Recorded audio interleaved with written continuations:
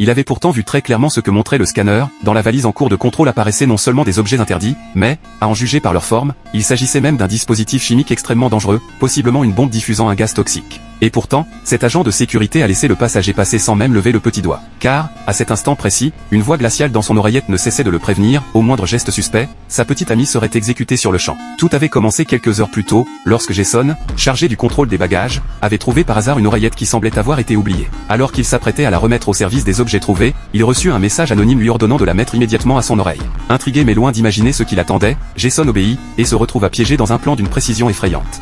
Hello?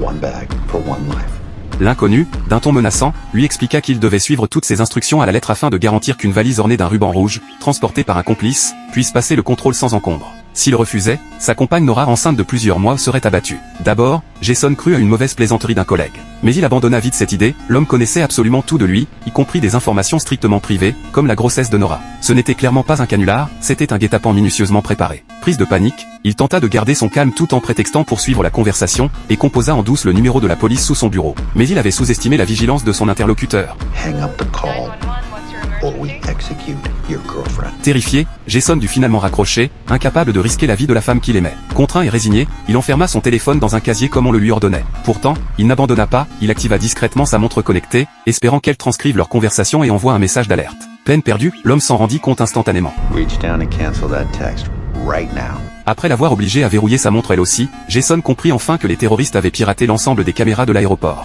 Face à des criminels aussi organisés, il n'avait d'autre choix que de coopérer, du moins en apparence. C'est alors qu'un bruit de verre brisé résonna soudain dans son oreillette. Un serveur venait de faire tomber une coupe.